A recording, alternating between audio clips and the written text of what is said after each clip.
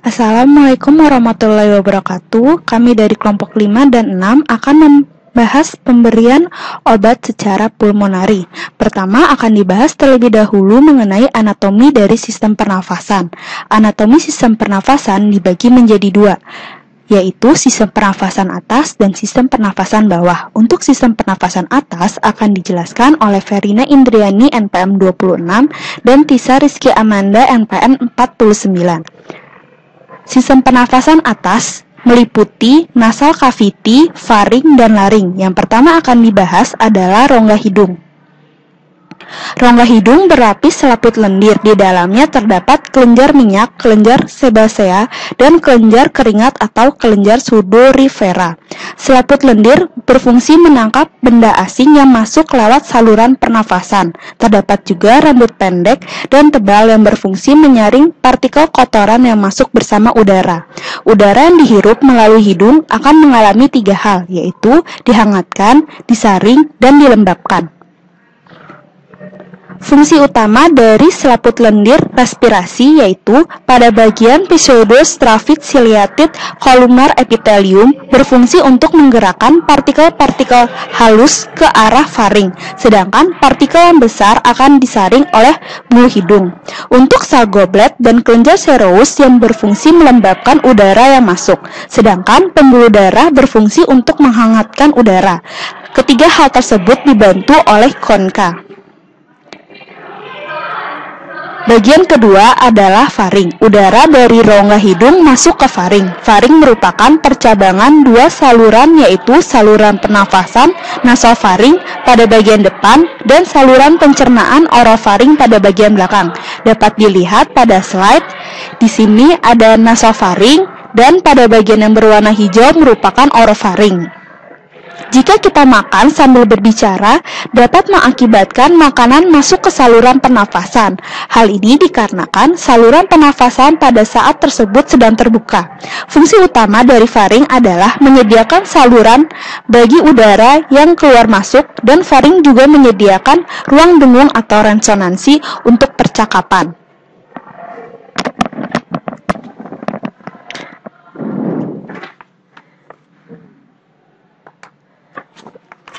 Selanjutnya yaitu laring.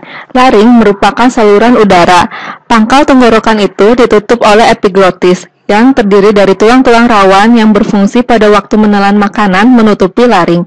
Laring dilapisi oleh selaput lendir, kecuali pita suara dan bagian epiglotis yang dilapisi oleh sel epitelium berlapis. Berikut video mengenai saluran pernapasan bagian atas. Hidung. Hidung merupakan pintu gerbang sistem. Hidung memiliki satu fungsi penting lain, yaitu hidung membuat udara aman bagi paru-paru.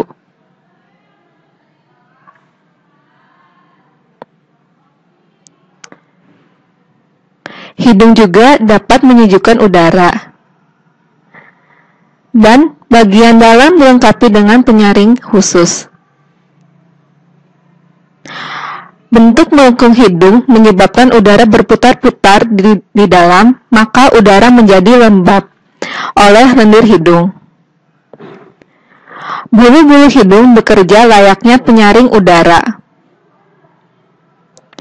Sejumlah 20 miliar benda asing seperti bakteri, debu, dan serbuk dicegat bulu-bulu ini.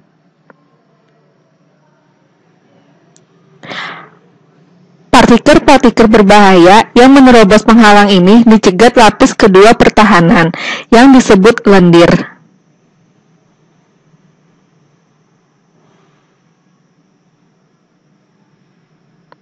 Selanjutnya lendir dan rambut getar. Saluran pernapasan atas dan tenggorokan dilapisi sejenis zat licin dan kental yang disebut lendir. Zat ini menjaga saluran udara tetap lembab. Lendir juga mencegah zat-zat berbahaya mencapai paru-paru. Lendir dibantu oleh rambut getar. Setiap rambut getar adalah pengangkut yang giat yang membawa lendir dan benda asing yang ada. Sekian presentasi mengenai saluran pernapasan bagian atas. Wassalamualaikum warahmatullahi wabarakatuh. udara. Udara yang dihirup melalui hidung akan mengalami 3 hal, yaitu dihangatkan, disaring, dan dilembabkan. Fungsi utama dari selaput lendir respirasi yaitu pada bagian pseudostravid ciliated columnar epithelium berfungsi untuk menggerakkan partikel-partikel halus ke arah faring, sedangkan partikel yang besar akan disaring oleh bulu hidung. Untuk sel goblet dan kelenjar sereus yang berfungsi melembabkan udara yang masuk, sedangkan pembuluh darah berfungsi untuk menghangatkan udara. Ketiga hal tersebut dibantu oleh konka. Bagian kedua adalah faring. Udara dari rongga hidung masuk ke faring. Faring merupakan percabangan 2 saluran, yaitu saluran pernafasan nasofaring pada bagian depan dan saluran pencernaan orofaring pada bagian belakang. Dapat dilihat pada slide. Di sini ada nasofaring dan pada bagian yang berwarna hijau merupakan orofaring. Jika kita makan sambil berbicara, dapat mengakibatkan makanan masuk ke saluran pernafasan. Hal ini dikarenakan saluran pernafasan pada saat tersebut sedang terbuka. Fungsi utama dari faring adalah menyediakan saluran bagi udara yang keluar masuk, dan faring juga menyediakan ruang dengung atau resonansi untuk percakapan.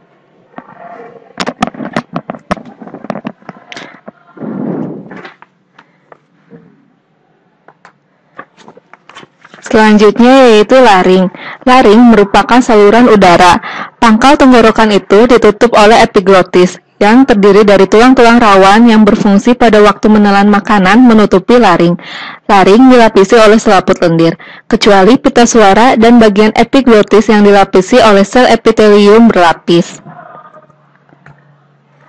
Berikut video mengenai saluran pernapasan bagian atas. Hidung. Hidung merupakan pintu gerbang sistem. Hidung memiliki satu fungsi penting lain, yaitu hidung membuat udara aman bagi paru-paru.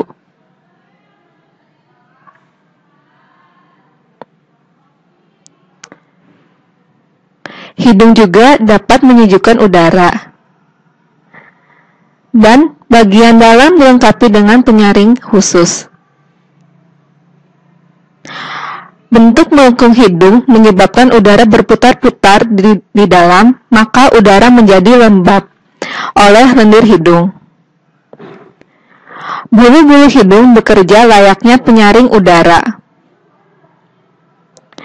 Sejumlah 20 miliar benda asing seperti bakteri, debu, dan serbuk dicegat bulu-bulu ini.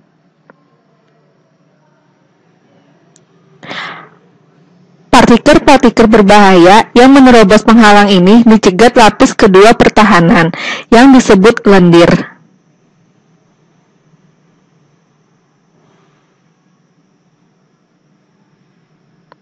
Selanjutnya lendir dan rambut getar.